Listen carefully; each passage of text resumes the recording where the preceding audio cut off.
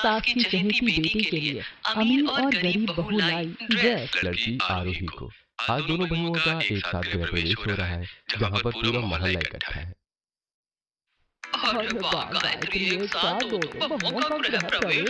तेरे घर में तो खुशियों की लॉटरी लग गई है बहन। लॉटरी तो लगनी ही थी शीला, पर जरा दोनों बहुओं का फर्क भी देख लो। मेरी बड़ी बहू रागिनी शहर के सबसे बड़े करोड़पति की बेटी है, पूरा घर धन दौलत से भर देगी। और ये छोटी बहू, ये तो बेचारी सीधे गांव से उठकर आई लगती है गायत्री। अरे इसकी किस्मत अच्छी थी जो मेरे छोटे बेटे रोहन को पसंद आ गई, वरना इस गरीब की औकात कहाँ थी मेरे इस आलीशान घर की दहलीज लांघने की। खैर चलो बहू अंदर आओ। दोनों बहुएं घर के अंदर जाती हैं। अमीर बहू रागिनी बिना पल्ले की स्टाइलिश और कीमती साड़ी में सोफे पर पैर चढ़ाकर बैठती है, जबकि गरीब बहू आरोही संस्कारी रूप में सिर पर पल्ला रखकर नीचे जमीन पर बैठने लगती है। तभी गायत्री जी की चहेती बेटी सानिया वहां टहलती हुई आती है। मम्मी, दोनों भाभियां आ गई, जल्दी बताओ मेरे लिए कौन सा गिफ्ट लेकर आया है। मुझे सबसे महंगा गिफ्ट चाहिए। मेरी लाडली बेटी, तो अपनी इस अमीर भाभी रागिनी की संदूक से शहर के सबसे महंगे शोरूम से शॉपिंग करके लाई है तेरे लिए। हाँ सानिया, ये देखो मैं तुम्हारे लिए शहर के सबसे बड़े शोरूम से डिजाइनर फैक्ट्री मेड ड्रेस लेकर आई हूँ। पूरे 20,000 की है, लेटेस्ट फैशन की। ओह माय गॉड, रागिनी भाभी तो बिल्कुल मनीष मल्होत्रा की डिजाइनर ड्रेस लगी। आप सच में बहुत अमीर और बेस्ट हो भाभी, आई लव यू।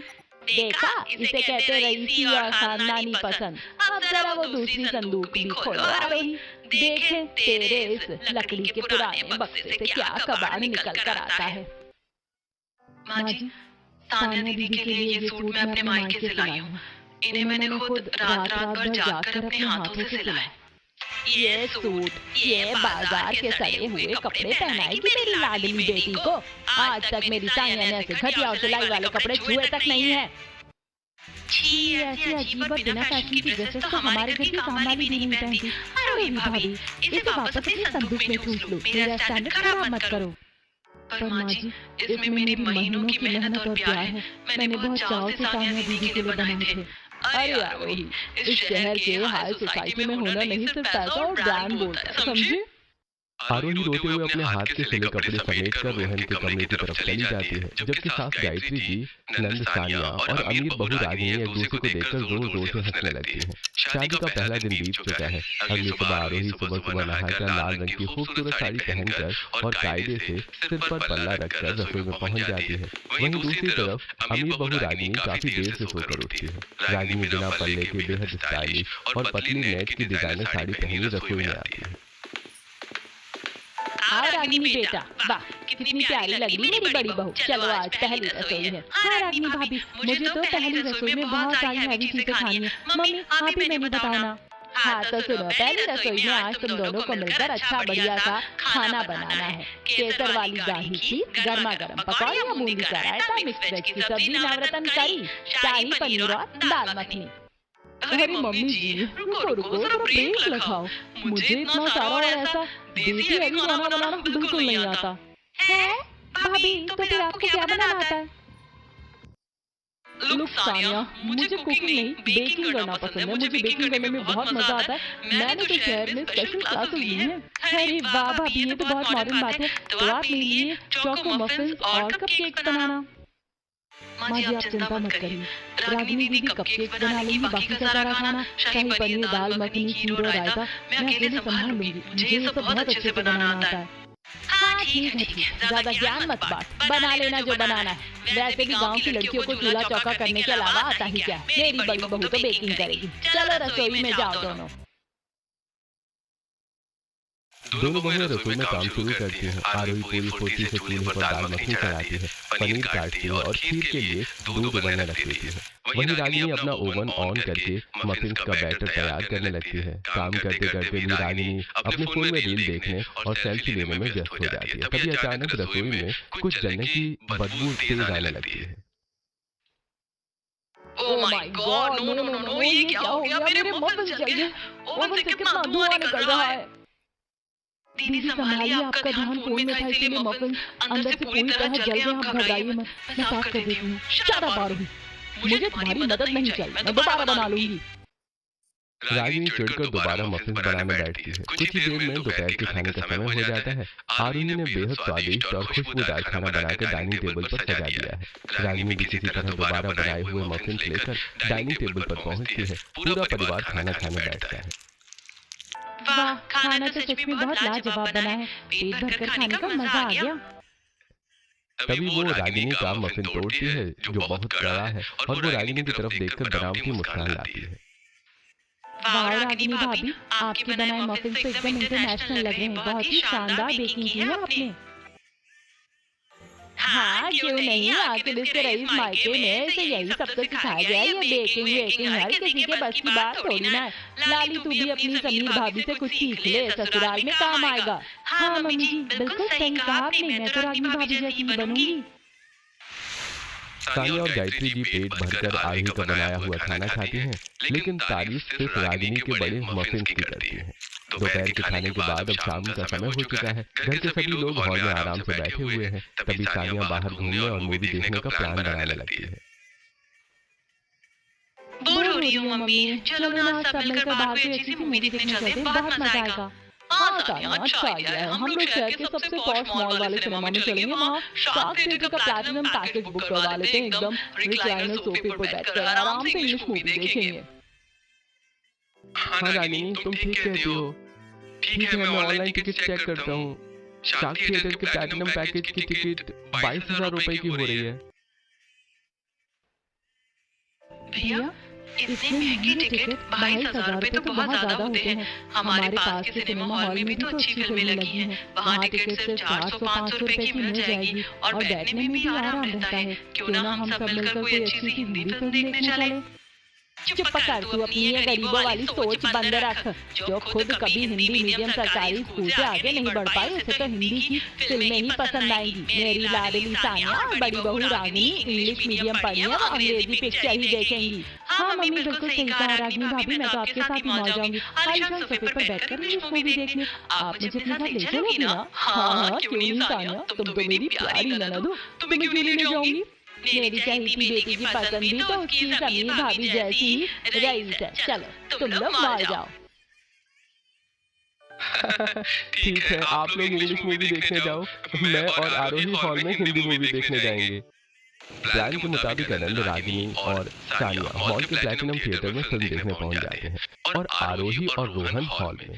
पहले रागिनी को लगा था कि वो अपने पति के साथ कुछ रोमांटिक पल बिताएगी, लेकिन थिएटर के अंदर बड़े आलीशान रिक्लाइनर सोफे लगे होते हैं और बड़ी मजे से पॉपकॉर्न खाने लगती है और रागिनी की झंझनाहट शुरू हो जाती है।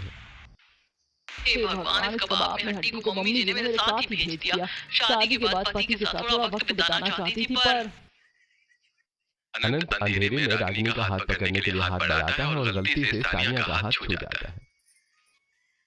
अरे भैया ध्यान से देखो, बगल में मैं बैठी हूँ, भाभी नहीं, भाभी तो उस तरफ है।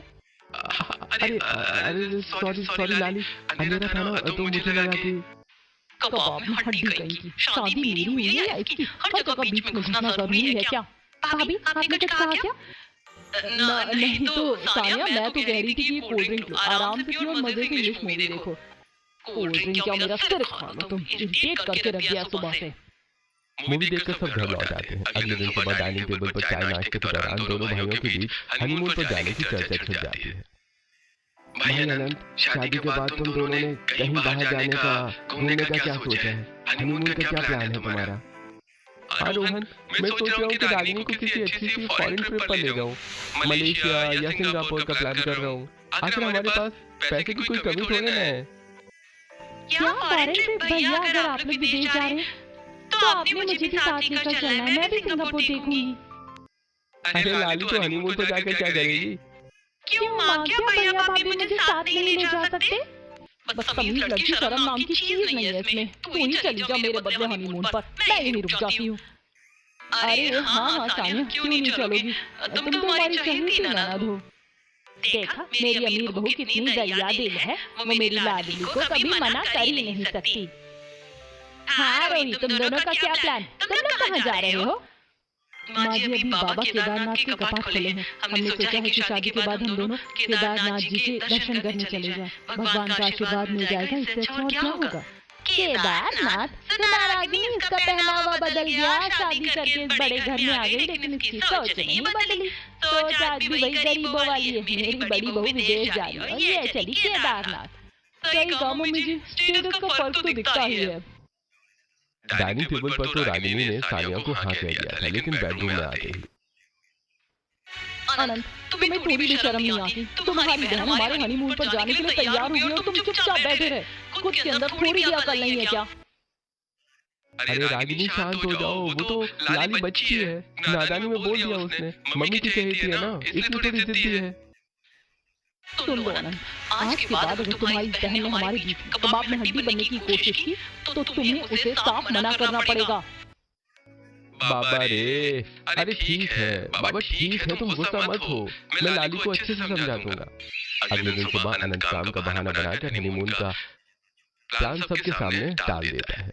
शाम के समय सभी लोग हॉल में बैठे हैं और गर्मियों के मौसम के ताजे आम खा रहे हैं। अनंत और रोहन सोफे पर बैठे हैं, तभी सानिया दौड़ कर आती है और दोनों भाइयों के बीच में जबरदस्ती जगह बनाकर बैठ जाती है। भगवान मेरे दोनों भाइयों और बहनों की जोड़ी को नजर ना लगे किसी की। आरोही अपने हाथ हवा में घुमाकर तीनों की नजर उतारने लगती है। अरे आरोही भाभी, क्या कर रही हो आप? तुम्हारी नजर उतार रही हूँ लाली दीदी। भगवान करे तुम तीनों भाई बहन का प्यार हमेशा ऐसे ही बना रहे।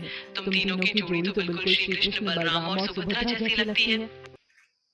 हाँ, श्री कृष्ण और बलराम के बीच में कबाब में हड्डी तो हमेशा बनती ही है ना। भाइयों के बीच में घुसकर बैठ गई। मम्मी जी ने तो सर पर चढ़ा रखा है। सुनो आप लोग, अगले हफ्ते मेरा बर्थडे आने वाला है। इस बार मुझे आप लोगों से एक बहुत बड़ा सरप्राइज चाहिए। मुझे इस बार पर्पल बटरफ्लाई लाइट थीम पर शानदार पार्टी चाहिए। क्यों नहीं बेटी, मेरी लाडली बेटी का जन्मदिन है, पार्टी तो इतनी बड़ी होगी कि पूरा मोहल्ला देखता रह जाएगा। क्यों अनंत, सही कहा ना?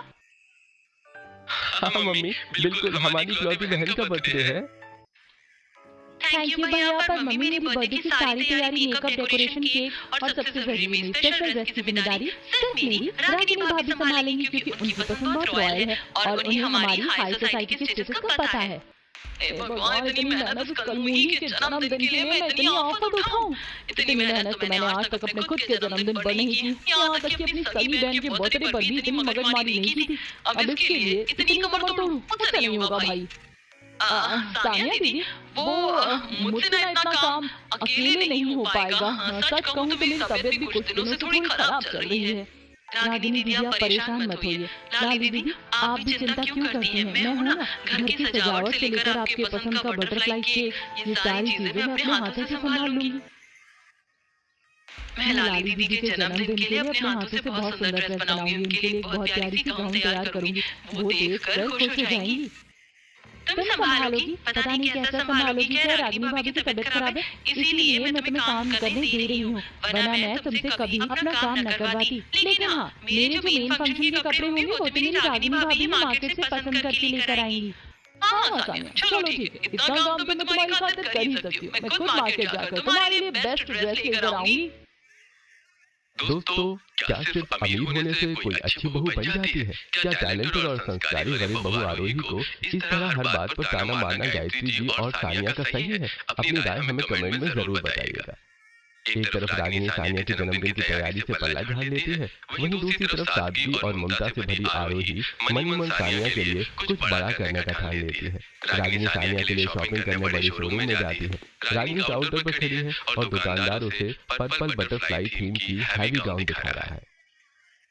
ये देखिए मैडम, लेटेस्ट बटरफ्लाई थीम का गाउन प्योर पर्पल कलर में है। आपके नन पर बहुत खिलेगा। इसकी कीमत सिर्फ 5,000 रुपए है। अरे बाप रे, 4,500 से 5,000 रुपए। इस मेहनत के ऊपर मैं अपने पूरे 5,000 रुपए बर्बाद कर दूं? कभी नहीं। अरे हाँ, याद है, आज से 3-2 महीने पहले मैंने अपनी सहेली की शादी में पहनने के लिए बिल्कुल ऐसी ही पर्पल कलर की हैवी ड्रेस खरीदी थी। वो तो मेरे मायके में रखी है। मैं एक काम करती हूँ, अपनी मम्मी को फोन लगाती हूँ। रागिनी तुरंत अपनी माँ को फोन लगाती है। हेलो माँ, सुनो ना, मेरी अलमारी में वो जो पर्पल कलर की बटरफ्लाई वाली ड्रेस रखी है ना, जो मैंने सिर्फ एक बार अपनी सहेली की शादी में पहनी थी, उसे जरा अलमारी से निकाल लो। वो एकदम साफ सुथरी और ड्राई क्लीन की हुई रखी है। मैं उसे ही ले जाती हूँ सानिया के लिए।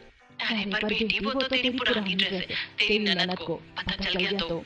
अरे माँ, उसे कौन सा पता चल रहा है। मैं उससे बोल दूंगी कि शहर के सबसे बड़े मॉल से स्पेशल ऑर्डर देकर उसके लिए नई ब्रांडेड ड्रेस मंगवाई है। वो तो खुशी खुशी मान जाएगी। उसे क्या पता कि वो मेरी उतरी हुई ड्रेस पहन रही है। मैं बस अभी मायके आ रही हूँ ड्रेस लेने।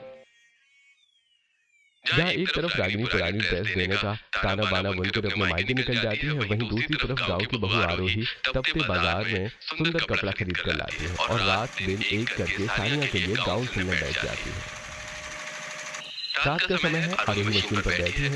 उसके पास पर्पल, पिंक और रेड कलर के सुंदर सुंदर बटरफ्लाई और मोर पंख वाले कपड़े रखे हैं। वो बहुत प्यार से गाउन सिल रही है। अरे वाह, ये मोर वाला और बटरफ्लाई प्रिंट का कपड़ा कितना सुंदर लग रहा है। लाली दीदी के गाउन के बाद भी इतना सारा कपड़ा बच गया। ये कपड़ा भी बहुत अच्छा है, मैं इसे बर्बाद नहीं होने दूंगी।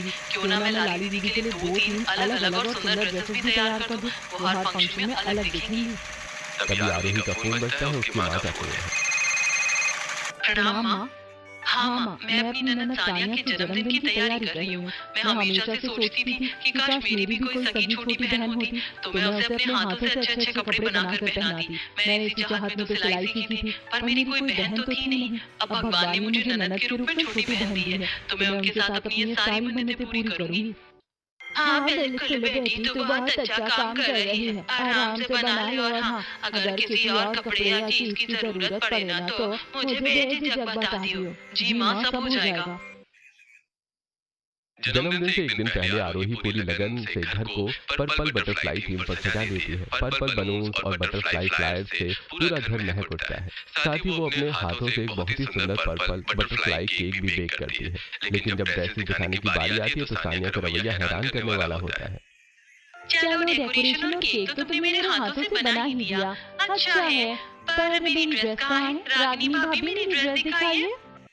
ये देखो सानिया, तुम्हारी पर्पल बटरफ्लाई थीम की स्पेशल ब्रांडेड ड्रेस, बिल्कुल नई नवेली। वाह भाभी, कितनी सुंदर है, थैंक यू सो मच। लाली दीदी, ये ड्रेसेस मैंने आपके लिए अपने हाथों से सिली हैं। इसमें ये मेन गाउन है और बाकी आपके पहनने के लिए 3 और ड्रेसेस हैं। देखिए आपको कैसी लगी।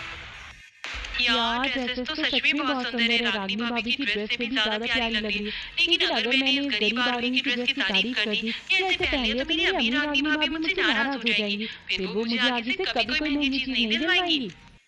हटाओ इसे, इतनी चीप और घर से सिली हुई ड्रेसेस मैं अपने बर्थडे पे पहनूंगी। मेरा स्टेटस है भाई, मैं तो सिर्फ अपनी रागिनी भाभी की लाई हुई ब्रांडेड ड्रेस ही पहनूंगी। आरोही उदास हो जाती है। सानिया रागिनी की दी हुई पुरानी ड्रेस पहनकर बर्थडे मनाती है और खूब सारी तस्वीरें क्लिक करवाकर सोशल मीडिया पर पोस्ट कर देती है। तभी उसकी एक सहेली का फोन आता है। अरे सानिया, मैंने तेरी बर्थडे की फोटोज देखी तो बहुत प्यारी लगी है। पर एक बात बताइए, जो पर्पल कलर की बटरफ्लाई ड्रेस तूने पहनी है, ये तेरी बड़ी भाभी रागिनी की है क्या? क्या? नहीं तो ये तो रागिनी भाभी मेरे बर्थडे के लिए स्पेशल मॉल से नई खरीद कर लाई है। तो ऐसा क्यों बोल रही है? अरे यार, मैं पक्का कह सकती हूँ, मैंने 2 महीने पहले की रागिनी भाभी की सोशल मीडिया प्रोफाइल देखी थी। उनकी फोटोज में उन्होंने हूबहू यही ड्रेस अपनी सहेली की शादी में पहनी हुई थी। एक बार तो खुद अपनी भाभी से जाकर पूछ ले, कहीं उन्होंने अपनी पुरानी ड्रेस तो तुझे नहीं दे दी? क्या? रागिनी भाभी की पुरानी ड्रेस? नहीं, ऐसा नहीं हो सकता, वो तो खुद इतनी अमीर है। खैर, मैं भाभी से बात करती हूँ। सानिया तुरंत रागिनी के कमरे में पहुंचती है। रागिनी भाभी, मुझे आपसे एक बात पूछनी है। मेरी सहेली कह रही थी कि ये जो पर्पल ड्रेस आपने मुझे बर्थडे पर दी, ऐसी ही सेम टू सेम ड्रेस आपने 2 महीने पहले अपनी सहेली की शादी में पहनी थी। क्या ये आपकी पुरानी ड्रेस है? अरे क्या बात कर रही हो सानिया दीदी? वो तो मुझे वो डिजाइन बहुत ज्यादा पसंद आ गया था, इसलिए मैंने वो बिल्कुल सेम टू सेम ऐसी ही नई ड्रेस ऑर्डर करके बनवाई तुम्हारे लिए। भला मैं अपनी लाडली ननद को अपनी पुरानी ड्रेस दूंगी क्या? तुम भी किस किस की बातों में आ जाती हो। हाँ भाभी, आप सही कह रही है। मेरी भाभी के पास पैसों की कमी थोड़ी ना है जो वो मुझे पुरानी ड्रेस देंगी। थैंक यू भाभी। सानिया हंसकर चली जाती है। ड्रेस वाली बात से तो रागिनी जैसे तैसे बच जाती है। अब अगले दिन रागिनी अपनी ड्रेसिंग टेबल पर बैठी है। वहाँ बहुत सारा मेकअप का सामान फैला हुआ है। तभी सानिया कमरे में आती है। अरे वाह रागिनी भाभी, आपका मेकअप कलेक्शन तो बहुत ही शानदार। आप सच में बहुत ही अच्छी लग रही हो और आपकी चीजें भी कितनी रॉयल हैं। अरे आओ सानिया दीदी, तुम आ गई, बहुत अच्छा हुआ। मैं तुम्हारे बारे में ही सोच रही थी। ये देखो, ये कुछ ब्रांडेड पाउडर्स, लिपस्टिक्स और आई शैडोज हैं। ये सब मैं तुम्हारे लिए ही अलग निकाल रही थी। ये सब तुम रख लो, तुम्हारे ऊपर बहुत अच्छा लगेगा। सच में भाभी, ये सब मेरे लिए आप कितनी अच्छी हो। हाँ ले ले करनी है। ये सारे प्रोडक्ट्स एक्सपायर हो चुके हैं और वैसे भी इनके कलर्स मुझे बिल्कुल पसंद नहीं है। फेंकने वाले तो अच्छा हुआ तेरे सिर मर दिए। खराब पाउडर और लिपस्टिक लगाएगी तो तेरा चेहरा अपने आप बंदर जैसा हो जाएगा, फिर अपनी मम्मी की चहेती बनकर घूमना। हाँ सानिया दीदी, आखिर तुम मेरी इकलौती ननद हो, तुम्हारे लिए इतना तो कर ही सकती हूँ ना। थैंक यू भाभी, मम्मी बिल्कुल सही कहती है, आप जैसा बड़ा दिल इस घर में किसी का नहीं है। कुछ दिन बाद अनंत और रागिनी बाहर जाने के लिए तैयार खड़े हैं। रागिनी ने हाथ में एक महंगा पर्स ले रखा है। सानिया उन्हें देखकर दौड़ती हुई आती है। अरे रागिनी भाभी, भैया आप लोग कहीं बाहर जा रहे हो क्या? शॉपिंग के लिए जा रहे हो? हाँ सानिया, मैं और तुम्हारे भैया जरा मार्केट जा रहे हैं, कुछ जरूरी शॉपिंग करने। भाभी मुझे भी अपने साथ लेकर चलोगी ना? प्लीज भाभी, मैं भी चलूंगी आपके साथ। घर पर बैठे बैठे बोर हो रही हूँ। नहीं सानिया दीदी, तुम इस बार हमारे साथ नहीं जा रही हो, सिर्फ मैं और तुम्हारे भैया ही जा रहे हैं। क्यों भाभी, हर बार तो आप मुझे ले जाती हो, इस बार मना क्यों कर रही हो? अरे लाली, बात वो नहीं है। दरअसल हम बाजार से कुछ बहुत ही स्पेशल चीज लेकर आने वाले हैं। स्पेशल चीज? इसका मतलब पक्का वो मेरे लिए कोई बड़ा सरप्राइज गिफ्ट लेने जा रहे होंगे, तभी तो मुझे साथ नहीं ले जा रहे हैं। अच्छा अच्छा, समझ गई भैया, ठीक है आप लोग जाइए, मैं घर पर ही रुक जाती हूँ। रागिनी अपने पति के साथ शॉपिंग के लिए चली जाती है। तभी रोहन और आरोही वहाँ से गुजरते हैं। लाली दीदी, हम लोग पास के मंदिर जा रहे हैं, आप हमारे साथ चलेंगी? वहाँ से लौटते हुए हम सब आपकी पसंद की कुल्फी भी खाएंगे, चले ना हमारे साथ? मुझे नहीं जाना आपके साथ कहीं भी। अपनी ये छोटी सोच और मंदिर कुल्फी का प्लान अपने पास रखिए। मेरा स्टैंडर्ड आपकी तरह कुल्फी वाला नहीं है। आरोही उदास होकर रोहन के साथ चली जाती है। कुछ दिनों बाद घर में सानिया के कॉलेज का रिजल्ट आता है। सानिया पूरी कॉलेज में टॉप आई है। वो खुशी खुशी घर में भागती हुई आती है। मेरा रिजल्ट आ गया, मैं अपने कॉलेज में टॉप आई हूँ, पूरे स्टेट में मेरा नाम आया है। सानिया खुशी के मारे सामने खड़ी रागिनी को पकड़कर गोल गोल घुमाने लगती है। अरे अरे, मुझे पकड़कर क्यों घुमा रही हो? चक्कर आ जाएगा, मुझे छोड़ो। इतनी गंवारों की तरह चिल्लाने की क्या जरूरत है? अरे भाभी, आप ऐसे क्यों गुस्सा कर रही हो? मैं तो बस आपको बताना चाह रही थी कि मैंने कॉलेज में टॉप किया है। अरे वाह, मेरी चहेती बेटी ने कॉलेज में टॉप किया, क्या बात है। इस बात पर तो बहुत बड़ा जश्न होना चाहिए। अनंत और रोहन भी हॉल में आकर सानिया की तारीफ करते हैं। तभी आरोही रसोई से नमक, मिर्च और मीठा लेकर आती है। मेरी प्यारी ननद को किसी की नजर न लगे। ये लो दीदी, मुंह मीठा करो। ये क्या नमक मिर्च लेकर आ गई और ये मीठा? क्या मुझे शुगर खिलाकर लाना चाहती हो क्या? मम्मी देखो इसे, ये गरीब घर की लड़की, मेरी बेटी का मूड मत खराब कर। जब देखो तब अपनी ये पिछड़ी सोच लेकर आ जाती है। अवार्ड शो के लिए सानिया चाहती थी कि वो सबसे स्टैंडर्ड और रॉयल दिखे। इसके लिए वो रागिनी के सामने अपनी ड्रेस की फरमाइश रखती है। भाभी, अवार्ड शो में शहर के बड़े बड़े लोग आएंगे। इस बार तो पार्टी की और मेरी ड्रेस की सारी जिम्मेदारी आप ही संभालोगी ना? अरे नहीं सानिया दीदी, मेरे मायके में एक बहुत बड़ा फंक्शन है, मुझे तो वहाँ जाना है, मैं ये जिम्मेदारी नहीं उठा सकती। पर भाभी, मेरी ड्रेस का क्या होगा? वहाँ मेरा स्टेटस दिखना चाहिए।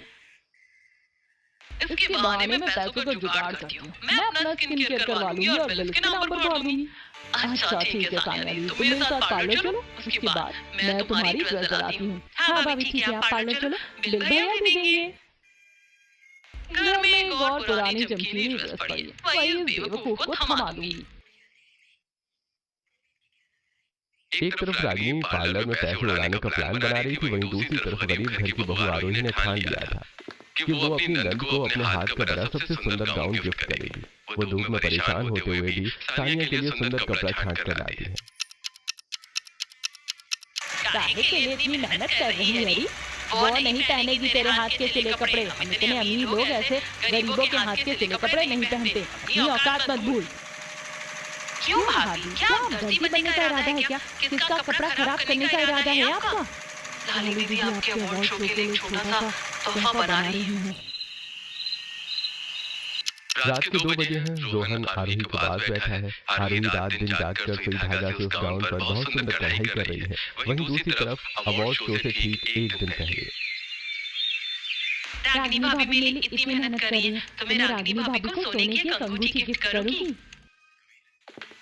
सानिया पास की ज्वेलरी शॉप पर जाती है जो रागिनी के मायके के पास होती है। सानिया ज्वेलरी शॉप से सोने की अंगूठी खरीद कर लौट रही होती है। तभी रागिनी के मायके के पास से उसे रागिनी के जोर जोर से हंसने की आवाज आती है।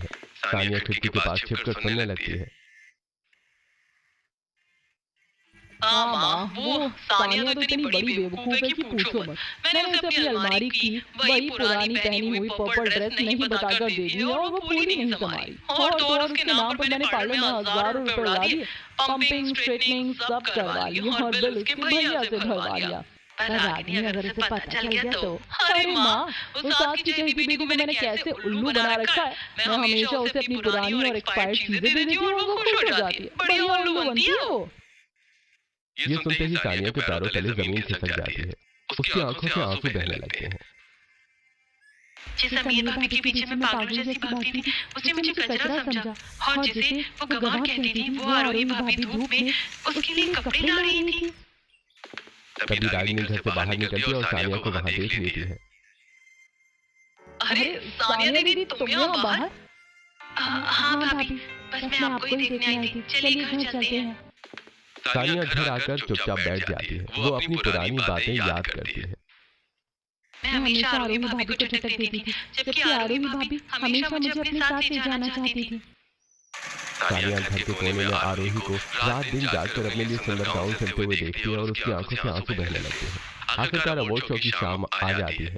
रागिनी बड़े घमंड से सानिया को पहनने के लिए अपनी वही पुरानी ड्रेस देती है। सानिया दीदी, ये लो मेरी लाई हुई रॉयल ड्रेस, इसे पहन कर आओ, सब देखते रह जाएंगे। वहीं दूसरी तरफ आरोही भी बड़े संकोच से अपने हाथों का सिला हुआ खूबसूरत गाउन लेकर खड़ी होती है।